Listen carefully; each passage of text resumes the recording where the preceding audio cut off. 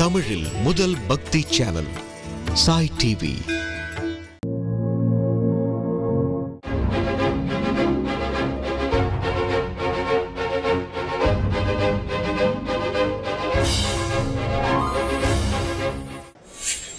ஜெய் சாய்ராம். சாய்பாபா உடைய பக்தராக இந்த மயிலாப்பூர் சாய்பாபா சன்னதியில் பேசுகிறதுக்கு வாய்ப்பு கிடைச்சதுக்கு பாபாவுக்கு பல கோடி நமஸ்காரங்கள். பாபாவுடைய பாதங்களுக்கு சமர்ப்பணம். பாபாவை முதல்ல எனக்கு 1986 தேனாம்பேட்டையில் நாங்கள் இருந்தோம். அப்போது இந்த மயிலாப்பூர் கோயிலுக்கு நான் வருவேன். அப்போ வரும்போது வேழக்கிழமையில் பார்த்திங்கன்னா சன்னதி ரொம்ப சின்னது, அந்த அளவுக்கு இங்கே உள்ள மக்களுக்கு பிரபலம் இல்லை. அதுக்கப்புறம் படிப்படியாக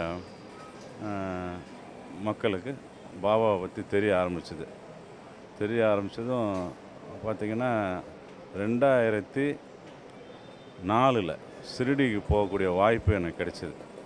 அது எப்படி கிடைச்சின்னு பார்த்திங்கன்னா, ஹைதராபாத்தில் எங்கள் அக்கா இருக்காங்க, அவங்க மூலயமா போயிட்டு வந்தோம். அப்போது ஒரு நல்ல ஒரு தரிசனம், பாபாவோட தரிசனம். அப்போ பாபாவை போயிட்டு வந்த பிறகு எனக்கு ஒரு கடுமையான சோதனைகள். அந்த சோதனைக்கு அப்புறம் என்னடா பாபா இப்படி பண்ணிட்டாரேன்னு அப்பயும் விடலை. அவர்கிட்ட ரொம்ப நெருங்க ஆரம்பிக்கும்போது பாபா படிப்படியாக என்னுடைய அந்த பிரச்சனைகளெல்லாம் எப்படி போச்சுன்னே தெரியல, எல்லாமே மாயமாக கலைஞ்சிட்டார். அதுக்கப்புறம் மீண்டும் 2009 ஒரு வாய்ப்பு கிடைச்சிது. 2009 வாய்ப்பு கிடைக்கும்போது ஈஞ்சம்பாக்கம் சாய்பாபா ட்ரஸ்ட்டில் அவங்க மூலிமா குரூப்பாக நாங்கள் போயிருந்தோம். எல்லா சாய்பாபா பக்தர்களும் நல்லா பஜனையோடு போயிருந்தோம் அந்த குரூப்பு. அப்போ நல்ல தரிசனம் ஷிரடியில் போயிட்டு வந்த பிறகு அதுக்கப்புறம் என்னோடய பிரச்சனை எல்லாம் படிப்படியாக குறைய ஆரம்பிச்சிது. பாபாவை உண்மையான பக்தர் உண்மையாக நம்பி அவரை நேசித்தா நம்மளோட பிரச்சனைகள் எப்படி போகணுன்னு தெரியாது, மாயா கலைஞ்சிடுவார் அவர். பாபாவோட சச்சரித்திரம் எந்த பக்தரும் அதை படித்தாங்கன்னா நிச்சயம் அதை கடைசி வரை விட மாட்டாங்க. பாபாவை பொறுமையோடு அமைதியோடு அவரோட பக்தியாக நெருங்கினா நம்மளோட எல்லா துன்பமும் தவிடுபொடி ஆக்கிடுவார். அவர் எத்தனை துன்பங்கள் வந்தாலும் தவிடுபொடி ஆக்கிடுவார். உண்மையாக அவரை நேசிக்கணும். உண்மையாக நேசிக்கிற பக்தன் பாபா என்றைக்கு கைவிட பண்ண மாட்டார். முதல்ல அவருடைய பக்தருக்கு எந்த தேவையுமே இருக்காது. சன்னதிக்கு வரப்போ நான் நன்றி சொல்ல தான் வரேன் அவர்கிட்ட. எல்லோரும் நல்லா இருக்கணும், நன்றி சொல்ல வரேன். So Jai Sairam. Baba is great. Baba is always great. Baba bless everyone. Jai Sairam. Om Sairam. என் பேர் மோனா சந்தோஷ். நாங்கள் 25 வருஷம் பாபா கும்பிட்டு இருக்கோம். பாபாவை எங்களுக்கு எப்படி தெரியும்னு எங்கள் குருஜி ஒருத்தர் இருக்கார், அவர் கதிரி. அவர் சொல்லுதே எங்களுக்கு பாபாவை தெரியும். எங்களுக்கு ஒரு பையன் ஒரு பொண்ணுக்கு மெச்சூர்டு இல்லை. ஏன்னா ஏஜ் ஆனாலும் அவருக்கு பேச தெரியாது.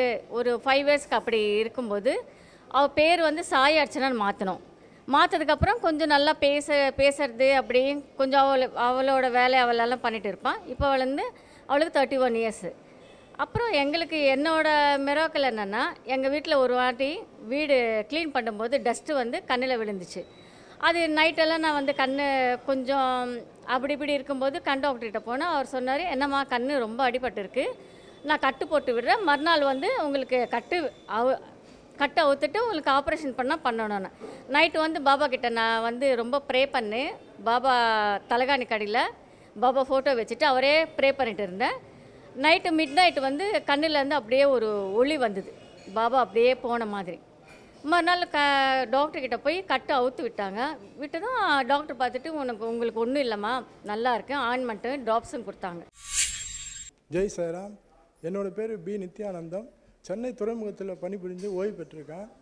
ஒரு 4-5 வருஷத்துக்கு முன்னாடி எனக்கு அன்பேரபிள் பெயின் இருந்தது. என்ன வழின்னே தெரியல, திடீர்னு அடிவயிறு ரொம்ப இழுத்து துடிச்சிட்டேன். இப்போ ஆஸ்பத்திரியில் அட்மிட் பண்ணி ஸ்கேனு இன்னர் விஷன் சொல்லிட்டு ஒரு 2-3 சமாச்சாரம் அல்ட்ராஸ்கேன்லாம் எடுத்தாங்க, கேயூபி எக்ஸ்ரேலாம். அதில் பார்க்கும்போது எனக்கு லெஃப்ட் சைடில் 7 mm உள்ள கல்லும் ரைட் சைடில் 9 mm உள்ள 2 ஸ்டோன் இருந்தது கிட்னியில். ஸோ அதனால் அது கொஞ்சம் ஆப்ரேஷன் பண்ணுன்ற மாதிரி சஜஷன் பண்ணியிருந்தாங்க டாக்டரு. எனக்கு அந்த ஸ்டோன் வலி வரவங்களுக்கு தான் தெரியும் அதோட வேதனை. ரொம்ப துடிச்சிட்டேன் நான். அதுக்கப்புறம் அந்த மாத்திரைலாம் எடுத்துகிட்டு இருக்கும்போது ஒரு நாள் மயிலாப்பூரில் இருக்க சாய்பாபா கோயிலில் போயிட்டு வேழக்கிழமையில் க்யூவில் நிற்கிறேன். அந்த ஸ்டோன் பற்றியே எனக்கு அதே சிந்தனை, என்னென்னா 2 பக்கமும் இருக்குது எனக்கு ஸ்டோனு, என்னான்னு அதே யோசிச்சுன்னு இருந்தேன். கிட்னி கெட்டுடுமா இந்த மாதிரியெல்லாம் ஒரு பயங்கர ஃபீலிங்கு. இப்போ பாபாக்களில் நான் க்யூவில் நின்றுட்டு அவர்களை பிரார்த்தனை பண்ணின்னு இருக்கும்போது எனக்கு முன்னாடி 2 பேர், அது யார் என்னானே தெரியாது, அவங்க 2 பேர் வந்து அவங்க பேசிக்கிறாங்க. அவர் வந்து இன்னொரு ஃப்ரெண்டுகளை கேட்குறாரு, எங்கே உன்னை பார்க்க முடியலையான்னு கேட்குறாரு. இப்போ அவர் சொன்னார், ஐயோ அது ஏன்பா கேட்குறேன், எனக்கு கிட்னி ஸ்டோன் வந்துட்டு கேஜி ஹாஸ்பிட்டல் பெருசாக இது பூந்தமல்லியில் உள்ள இருக்க ஹாஸ்பிட்டலேருந்து எனக்கு ஸ்டோன் பிளாஸ்டிங் ஏதோ பண்ணாங்க, ரொம்ப கஷ்டமாயிடுச்சு, ரொம்ப இதாக இருக்குது, அதனால தான் எழிச்சு போயிட்டேன் அப்படின்னு சொல்லியிருந்தார் அவர். அப்போது அவர் சொல்கிறார், இது என்ன சின்ன சமாச்சாரம், இது ஏன் அவ்வளோ தூரம் போனீங்க, சிஸ்டோன் ஹிமாலயா ட்ரக்ஸ் சிஸ்டோன் ஒரு மாத்திரை இருக்குது, அதை எடுத்துன்னு இருக்கலாமே, நீங்கள் ஒரு மாதம் சாப்பிட்டவே அது கரைச்சிடுமே, வாழை சாறு சாப்பிடுங்க, வாழைத்தண்டு சாறு, அப்புறம் முள்ளங்கி சாறு சாப்பிடுங்க. இது மாதிரி அவருக்கு எனக்கு சொல்கிற மாதிரியே பாபா அவருக்கெல்லாம் சொல்லிட்டு இருக்காரு, சேம் டிசீஸு, ஆனால் அவருக்கெல்லாம் அவர் சொல்லிட்டு இருக்காரு. பட் எனக்கு ஒன்றுமே புரியல, உடம்பெல்லாம் ஒரே செலுத்து போச்சு, என்னடா நம்ம இந்த சமாச்சாரத்துக்கு இங்கே நிற்கிறோம், நமக்கு சொல்கிற மாதிரியே பாபா அவருக்கு சொல்கிறாருன்னு சொல்லிட்டு ரொம்ப ரொம்ப எனக்கு இதாச்சு. அதை அப்படியே மைண்டில் ரிசீவ் பண்ணிவிட்டு அதே மாதிரி கடையில் போய் கேட்டேன், ஹிமாலயாஸ் சிஸ்டோன்னு ஒரு மாத்திரை ஒரு டப்பா கொடுத்தாங்க, அது ஒரு மாதத்துக்கு சாப்பிட்டேன் நான். அதுக்கப்புறம் மறுபடியும் இந்த அல்ட்ராசவுண்ட் ஸ்கேன் எடுத்து பார்த்தேன், கேயூபி எக்ஸ்ரே எடுத்து பார்த்தா ஸ்டோன் இல்லை, ஆனால் அது இடையில வந்து ஒன்றுக்கு போகும்போது ஒரு சின்ன எரிச்சலில் போயிருக்கு, அது கரைஞ்சி போயிருக்கு போலது. அதனால தான் இந்த பாபாவோட ஒரு மிராக்கல், உண்மையிலேயே நீங்கள் மனசார முழு நம்பிக்கையோடு தன்னை அப்படியே அர்ப்பணிச்சிட்டிங்கன்னா பாபா எது ஒன்றாலும் செய்வார். ரொம்ப அற்புதமான ஒரு பாபா. இங்கே வர எத்தனையோ பேர் இங்கே எல்லாம் வராங்க, கேன்சர் பேஷண்ட்லாம் வந்து க்யூராக தான் கேள்விப்படுறேன். மனசில் நம்பிக்கை தான் வேணும். பாபா மேலே ஒரு நம்பிக்கை வச்சுட்டிங்கன்னா, பூரண சரணாகதி அடிச்சிட்டிங்கன்னா பாபா எங்கே இருந்தாலும் உங்களை கூப்பிட்டு நிச்சயமாக நல்லது சொல்வார். என்னோடய அனுபவம் இது மிராக்கல் கூட இல்லை, எவ்வளோ பெரிய பெரிய கேஸில் பண்ணுறாங்க, பட் எனக்காகவே பாபா அந்த க்யூவில் ஏன்னு சொல்லணும், யோசிச்சு பாருங்கள். ரொம்ப அற்புதமான ஒரு சுவாமிஜி. இது வந்து இது மாதிரி எவ்வளோ பேருக்கு இருக்குது. என்னோடய அனுபவத்தை நான் உங்களை பகிர்ந்துக்கிட்டு இருக்கேன். இது ஜெய் சாய்ராம், ஜெய் சாய்ராம். சாயின் பொற்பாத கமலங்களுக்கு அநேக கோடி பிரம்மாண்ட நமஸ்காரங்கள். என் பெயர் சாவித்ரி. நான் எப்படி சாய்ராம் டிவோட்டி ஆனேன் என்பதை நான் உங்களுக்கு தெளிவாக எனக்கு தெரிந்த உண்மைகளை கூறப்போகிறேன்.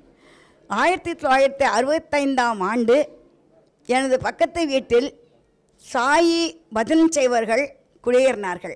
எனக்கு சாயை எப்போதும் பார்க்க வேண்டும் என்று அவா உள்ளது, பஜனையில் கலந்து கொள்ளதுக்கும் எனக்கு அவா இருந்தது. ஆனால் என் வீட்டில் யாருக்கும் சாய் பாபா என்றாலே அவங்களுக்கு பிடிக்காதுன்னு கிடையாது, அவங்க விரும்ப மாட்டாங்க. ஆனால் அவர் அல்லான்றா, இயேசுன்றான், புத்தன்றான், இது மாதிரி இருக்காங்களே, அதனால் நீ வந்து அங்கே போகக்கூடாதுன்னு சொல்லி எனக்கு கட்டுப்பாடு விதிச்சாங்க. ஆனால் அந்த கட்டுப்பாட்டையும் மீறி சாயி சாயி சாயின்னு நான் போயிட்டே இருந்தேன். நான் ஒவ்வொரு இதுக்கும் போயிருந்தேன், பஜனைக்கு போனேன். 1965ஆம் வருஷத்துலேருந்து நான் சுவாமியோட டிவோட்டியாக இருக்கேன். என் எல்லாருக்கும் லைஃப்பில் ப்ராப்ளம் வரும், ஆனால் எனக்கு லைஃபே ப்ராப்ளம். ஏன்னா அவ்வளோ வந்து இது பர்சனல் மேட்டர் வந்து பகவானுக்கு தெரியும், சாய்க்கு தெரியும். ஆனால் இப்போது சில ஒரு உண்மைகளை கூறப்போகிறேன். 1992ஆம் வருஷம் ராஜீவ்காந்தி அவர்கள் சுட்டு கொல்லப்பட்டார். அப்போது எனது அண்ணன் மகன் எனது வீட்டில் இருந்து கொண்டு வேலைக்கு சென்று கொண்டிருந்தார். அப்பொழுது அவர் புதுக்கோட்டைக்கு சென்று வருகிறேன் என்று கூறிவிட்டு அந்த பஸ்ஸில் பிரயாணம் செய்தார்கள். அப்போது யூத் யங்ஸ்டர்ஸ் எல்லாருமே அந்த இதில் வந்து குண்டு வச்சுருக்கான்னு சொல்லிட்டு இடுப்பில் குண்டு கட்டிட்டு அந்த பஸ்ஸில் பயணிச்சுட்டு இருக்காங்க. அப்போது அதில் என் அண்ணன் மகனும் போயின்னுக்கின்றாங்க. திண்டிவனம் அருகே வரச்ச எங்கள் அண்ணன் மகளையும் எல்லாரையும் பிடிச்சி இறக்கி போலீஸ் வந்து கீழே இறக்கிட்டாங்க. இறக்கி பேண்ட் ஷர்ட்லாம் அவுத்து ஜெட்டியோடு நிற்க வச்சு, நீ ஒரு தீவிரவாதி, நீ தான் உடந்தையாக கொண்டு இருக்கே அப்படின்னு எத்தனையோ மிரட்டி கேட்டிருக்கான். என் அண்ணன் மகளுக்கே சாயை தவிர ஒன்றும் தெரியாது. நான் எங்கிட்ட இருந்து சாயி படித்தாங்க, சாயி தான் ஒன்றும் தெரியாது. அவர் என்ன சொன்னார், இல்லை நான் சாய்ராம் சத்தியமாக சொல்கிறேன் ஒன்றும் கிடையாது, சாய்ராம் சத்தியமாக சொல்கிறேன் ஒன்றும் கிடையாது என்று அவர் அடிக்கடி புலவேண்டார். இதில் ஒரு பக்தர், சாய் பக்தர், அந்த இதில் போலீஸ்காரில் பெரிய லெவலில் இருந்தார். அவர் பார்த்து நீ இந்த சாய் பக்தனா அப்படின்னு கேட்டார். ஆமாம், எங்கள் அத்தை வீட்டில் இருக்கேன், எங்கள் அத்தை பஜன் பண்ணுவாங்க, நான் சாய் பக்தன் அப்படின்னு அவர் சொன்ன உடனே, சரி உங்கள் அத்தை வீடு எங்கே இருக்குன்னு, பல்லாவரத்தில் இது மாதிரி பஸ் ஸ்டாண்ட் பக்கத்தில் இருக்கு எங்கள் அத்தை வீடு அப்படின்னு சொன்னார். அவர் உடனே சொல்லிட்டேன், சரி ஒன்று நான் எப்படி நம்புறதுன்னா, நான் வந்து அந்த காலத்தில் ஃபோன் நம்பர் வசதியெல்லாம் கிடையாது, லேண்ட்லைன் மட்டும்தான். நான் பக்கத்து வீட்டு லேண்ட்லைன் நம்பர் தரேன், நீங்கள் வந்து பாருங்கோ, நீங்கள் கேளுங்கோ அப்படின்னு சொன்னேன். சரி நான் சாயின்னு சொல்கிறேன், நான் உன்னை நம்புகிறேன், அதனால் உங்கள் அத்தை வீட்டு அட்ரஸ் எனக்கு கொடு, நான் ஃபோன் பண்ணி கேட்குறேன் அப்படின்னார்.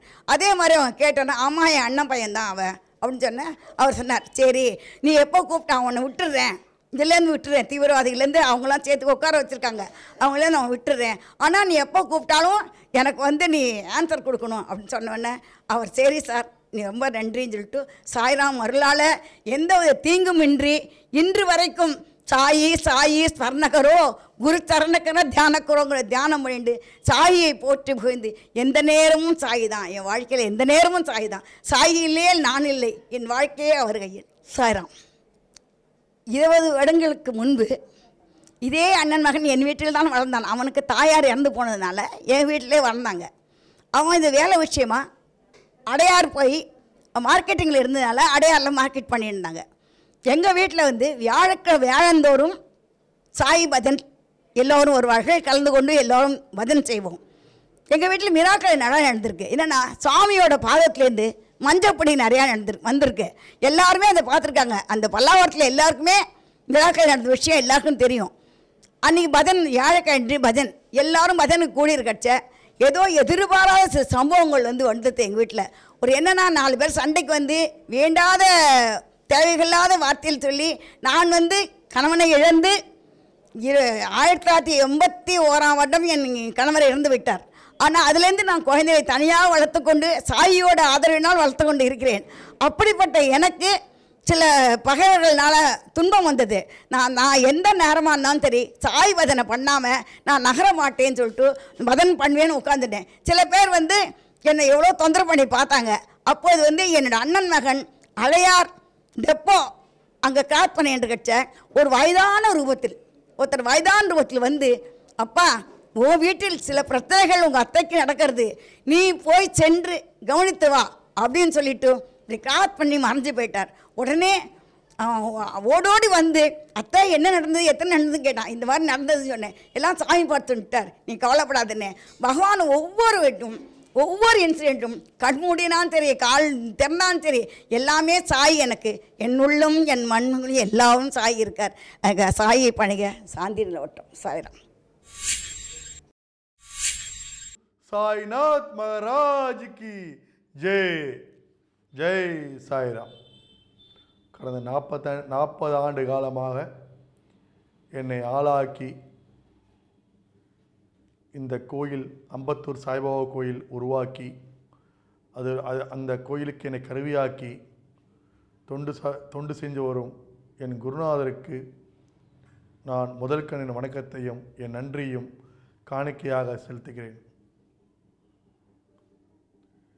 51வது சக்தி பீடமாகிய அம்பத்தூரில் கமலாபுரம் காலனியில் அமைந்துள்ள அம்பத்தூர் சாய்பாபா கோயில் கடந்த 12 ஆண்டு காலமாக நடைபெற்று வருகிறது.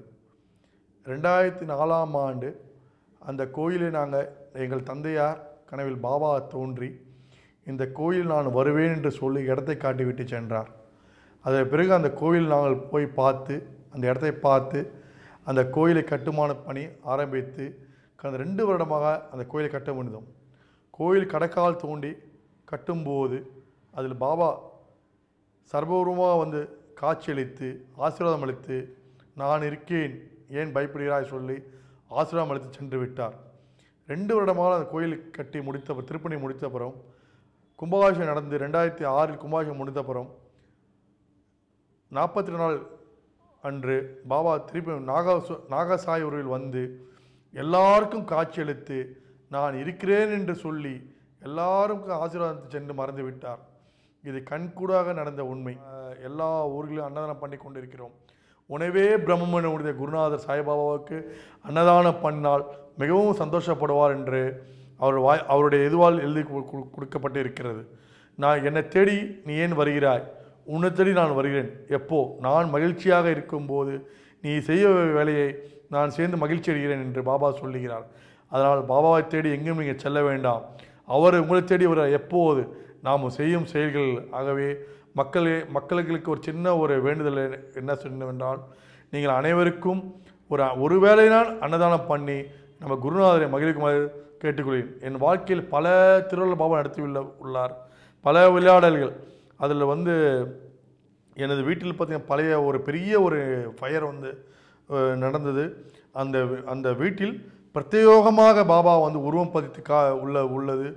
நிறைய விஷயங்கள் ஷிரடியில் பாபா வந்து நிறைய விஷயங்கள் நடத்தியதே போல் எனது வீட்டில் என் வாழ்க்கையில் பல விஷயங்கள் பாபா நடத்தி நான் இருக்கிறேன், நீ எதற்கு கவலைப்படா என்று நான் சித்தர்களுடைய ஓமம் மட்டும் சித்தர்கள் வழியில் வந்து நடந்து கொண்டிருக்கிறேன். 18 சித்தர்களுடைய அடங்கிய எமது கோயில் வாசலில் இப்போது போன ஜனவரி மாதம் பெரிய கும்பாஷ் நடத்தி எல்லாருக்கும் சிறப்பாக நடந்து முடிந்துள்ளது. ஜெய் சாய்ராம். அருள் மனம் கமழும் சாய் தொலைக்காட்சி அன்பர்களுக்கு எனது பணிவான வணக்கங்கள். கடந்த 2 ஆண்டு காலமாக அம்பத்தூர் என்ற திவ்யமான திருட்சேத்திரத்திலே, கமலாபுரம் என்ற ஓர் அற்புதமான இடத்திலே சமர்த்த சத்குரு சாய்நாத் மந்திர் என்ற ஓர் ஆலயத்திற்கு நான் வழக்கமாக சென்று வரக்கூடிய ஒரு பழக்கத்தை ஏற்படுத்தி கொண்டேன். ஒவ்வொரு வாரமும் வியாழக்கிழமை அன்று பாபாவினுடைய பல்லக்கு ஊர்வலம் என்று சொல்லக்கூடிய அந்த சாவடி ஊர்வலத்திலே கலந்து கொள்ளக்கூடிய பாக்கியம் எனக்கு கிடைத்தது. அந்த சாவடி ஊர்வலத்திற்கு தலைமை தாங்கி சீரும் சிறப்புமாக வழிநடத்தி கொண்டிருக்கக்கூடிய அந்த ஆலயத்தினுடைய ஆச்சாரிய பெருமகனார் ஸ்ரீ மோத்தி பாபா ஐயா அவர்களுடைய அருமையான நட்போடும் பணிவான ஆசீர்வாதங்களோடும் எனது வாழ்க்கை துவங்க ஆரம்பித்தது. 44 வயதாகியும் திருமணம் ஆகாமல் இருந்த எனக்கு பாபாவினுடைய பெரும் கருணையினாலும் மிகப்பெரிய உன்னதமான ஆசீர்வாதத்தினாலும் பல்லக்கு சுமக்கின்ற ஒரு பாக்கியத்தினாலும் அந்த வாய்ப்பு என் வாழ்க்கையில் நிறைந்தேறியது. அது மட்டுமல்ல, அந்த பல்லக்கு சுமக்கின்ற எத்தனையோ அடியார்களுக்கு ஒரு சிறிய தகவலை இங்கே பதிவு செய்ய விரும்புகின்றேன். மோத்தி பாபா அவர்களுடைய இல்லத்திலே ஒரு பணியாள் இருந்தார். அதாவது வேலை செய்யக்கூடிய ஒரு சர்வெண்ட் என்று சொல்லக்கூடிய அம்மா இருந்தார்கள். அவர்களுக்கு திருமணம் ஆக வேண்டிய வயதில் ஒரு பெண் குழந்தை இருந்தது. அவர்களால் திருமணம் செய்ய முடியாத, பொருள் செலவு செய்து திருமணம் செய்ய முடியாத ஒரு சூழ்நிலை இருந்த காலகட்டத்தில் பாபா அவர்கள் ஒரு வாக்களித்தார்கள். நான் உனக்கு திருமணம் செய்து வைக்கிறேன், கவலைப்படாதே. அந்த திருமணத்திற்கு எவ்வளவு இருந்தால் உன்னால் திருமணம் செய்ய முடியும் என்று கேட்டார்கள். ஒரு எளிமையான முறையில் ஒரு 3 லட்ச ரூபா 4 லட்ச ரூபா இருந்தால் திருமணம் செய்யலாம் ஐயா என்று சொன்னபோது, கவலைப்படாதே, இதை நமது சர்க்குருநாதர் பாபா உனக்கு வழங்குவார் என்று கூறினார். அவரது வாய் முகூர்த்தம் சொன்ன அந்த வியாழக்கிழமை அன்றே யாரோ ஒரு அம்மா வந்து பாபாவிற்கு அன்னதானம் செய்ய வேண்டும் என்று 3 லட்ச ரூபாயை காணிக்கையாக வழங்கினார்கள். அந்த பணத்தை அப்படியே எடுத்து தன்னுடைய வீட்டு பணியாளனுடைய திருமணத்தை சீரும் சிறப்புமாக இந்த பாபா ஆலயத்திலே நடத்தி அவர்களுக்கு ஒரு குழந்தை பிறந்து பாபாவினுடைய அந்த புகழை வளர்ப்பதற்கான ஒரு வாரிசும் சந்தான புத்திரனும் அந்த குடும்பத்திற்கு கிடைப்பது இந்த சமர்த்த சத்குரு சாய்நாத் மந்திர் ஆலயத்தினுடைய மிக விசேஷமான செய்திகளாகும். அது மட்டுமல்ல, நமது ஆலயத்திலே எத்தனையோ அற்புதங்கள், எனது குடும்பத்தில் நிகழ்ந்த ஒரு அற்புதம் சொல்லுகின்றேன். நாங்கள் வீடு காலி செய்கின்ற ஒரு சூழ்நிலை ஏற்பட்டது. அதாவது ஒரு இடத்திலிருந்து மற்றொரு இடத்திற்கு நாங்கள் மாற வேண்டிய ஒரு நிர்பந்தம் ஏற்பட்ட போது ஒரு சிறிய தொகை, அதாவது அந்த பர்சுக்குள் எத்தனை பணம் இருந்தது என்பது முக்கியமல்ல, அந்த பர்சுக்குள் ஒரு பணம் ஒரு சிறிய தொகை இருந்தது. அந்த தொகையை எடுத்துக்கொண்டு எனது தாயார் ஆலயத்திற்கு வருவதாக, அதாவது பாபாவிடம் நாங்கள் புது வீட்டிற்கு செல்ல வேண்டும் என்று சமர்ப்பணம் செய்ய வேண்டும் என்ற எண்ணத்தோடு நாங்கள் பயணப்பட்டோம். அந்த பர்ஸ் வந்து கை மறதியாக அம்மா எங்கே வைத்தார்கள் என்று மறந்து விட்டார்கள். கிட்டத்தட்ட 3 நாட்கள் அல்லது 4 நாட்கள் அந்த பர்ஸு வீடு முழுக்க எல்லா இடத்துலையும் தேடணும். எங்கேயுமே அந்த பர்ஸு கிடைக்கல. எங்கே போச்சுன்னு தெரியல. அம்மாவுக்கு உள்ளுக்குள்ளே ஒரு சின்ன மன வருத்தம். நான் பாபா கோயிலுக்கு தானே போயிட்டு வந்தேன், ஏன் என்னுடைய பர்ஸு தொலைஞ்சுது அப்படின்னு ஒரு ஏக்கம். ஏதாவது ஒரு அசம்பாவிதமோ ஒரு சம்பவமோ என்ற ஏக்கத்தில் இருந்த அம்மாவுக்கு சொன்னால் நம்ப மாட்டீர்கள், அடுத்த வாரம் வியாழக்கிழமை அந்த பல்லக்கு ஊர்வலத்திற்கு போய்விட்டு வீட்டிற்கு வந்தோம். அந்த பீரோவை திறந்தவுடன் அந்த பர்ஸ் அது இந்த இடத்துல இருந்து அந்த தன்னுடைய துணியிலிருந்து ஒரு புடவையிலிருந்து அந்த பர்ஸு கீழே விழுந்தது. விழுந்த இடத்திலிருந்து அம்மா அங்கிருந்து ஆனந்த கண்ணீரோடு அந்த பர்ஸில் இருந்த பணத்தை எடுத்து பாபா ஆலயத்திற்கு காணிக்கையாக செலுத்தினார்கள். இப்படி சமர்த்த சத்குருவினுடைய ஆலயத்தில் எனது குடும்பத்தில் நிகழ்ந்தது. மற்றும் அங்கே வரக்கூடிய ஆயிரக்கணக்கான லட்சக்கணக்கான பக்தர்கள் ஒவ்வொரு வாரம் வியாழக்கிழமையும் 1000 கிலோ அரிசி செய்து அதில் அன்னதானம் நடைபெற்று கொண்டிருக்கிறது. எத்தனையோ அடியவர்கள், எத்தனையோ மெய் அன்பர்கள் பாபாவிற்கு காணிக்கையாகவும் உடலாகவும் பொருளாகவும் எத்தனையோ விதங்களில் அங்கே மிகுந்த சீரும் சிறப்புமாக அந்த ஆலயம் நடைபெற்று கொண்டிருக்கிறது. தமிழகத்திலே, இந்தியாவிலே கிட்டத்தட்ட 60,000 பாபா ஆலயங்கள் இருப்பதாக புள்ளி விவரங்கள், அதாவது இணையதளத்திலே நான் படித்தேன். இந்த 60,000 பாபா ஆலயங்களிலே கிட்டத்தட்ட ஒரு 10%, 600 பாபா ஆலயங்கள் மட்டுமே ஆச்சாரிய பெருமகனாரால் இருந்து வழிநடத்தி கொண்டு, அதாவது சர்க்குருமார்களும் குருமார்களும் இருந்து அந்த குரு பரம்பரையை வழிநடத்தி கொண்டிருக்கிறார்கள். அப்படி அந்த குரு பரம்பரையினுடைய வழியில் ஒரு மிகச்சீரும் சிறப்புமாக அந்த குரு பரம்பரையினுடைய வழியாக நடந்து வரக்கூடிய அந்த 600 ஆலயங்களிலேயே மிக முக்கியமான கமலாபுரம் என்ற திவ்யமான திருச்சேத்திரம் நமது அம்பத்தூர் பகுதியில் அமைந்திருப்பது மிகுந்த விசேஷமாகும்.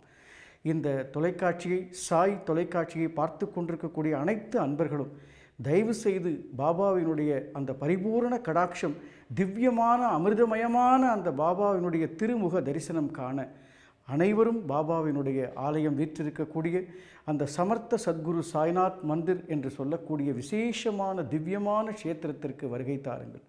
ஷீரடிக்கு சென்று வந்தால் என்ன புண்ணிய பலன் கிடைக்குமோ, எல்லா வேண்டுதல்களும், எல்லா தேவைகளும், எல்லா பாவங்களும், தோஷங்களும், சாபக்கட்டுகளும் அழிந்து ஒரு மனிதனை பண்படுத்தி ஒரு மிக உயர்ந்த மனிதனாக சாந்தியும் சமாதானமும் நிறைவும் நிம்மதியும் தரக்கூடிய ஒரு மனிதனாக மாற்றக்கூடிய சர்க்குருவை ஒவ்வொரு மனிதனும் கைக்கொள்ள வேண்டும்.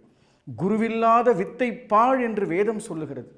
எனவே ஒவ்வொரு மனிதனும் ஒரு ஞான சர்க்குருவை கைக்கொள்ள வேண்டும். அந்த சர்க்குரு சமர்த்த சத்குருவாய், நம்முடைய பிறவி பயனை வழங்கக்கூடிய சர்க்குருவாய், நம்முடைய கலைகளை, கர்மங்களை, நம்முடைய மாயா மலங்களை, ஆணவங்களை அழிக்கக்கூடிய சர்க்குருவாய் தேர்ந்தெடுத்து அவரது பாதங்களில் நம்முடைய பிறவியை சமர்ப்பணம் செய்து பிறவி பயன் என்கின்ற மகா ஞான அமிர்த பிரசாதத்தை நாம் உட்கொள்ள வேண்டும்.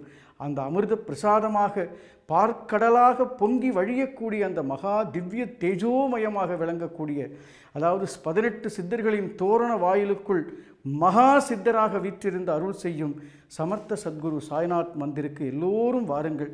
ஞான சர்க்குருவாய் இருந்து வழிநடத்தி கொண்டிருக்கும் ஆச்சாரிய பெருமகனார் ஸ்ரீ மோத்தி பாபா அவர்களை தரிசனம் செய்யுங்கள்.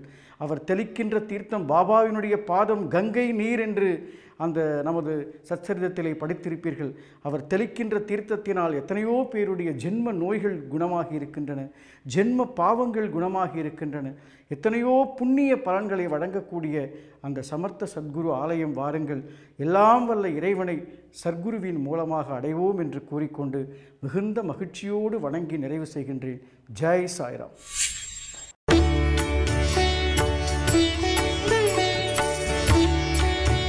தமிழில் முதல் பக்தி சேனல் சாய் டிவி.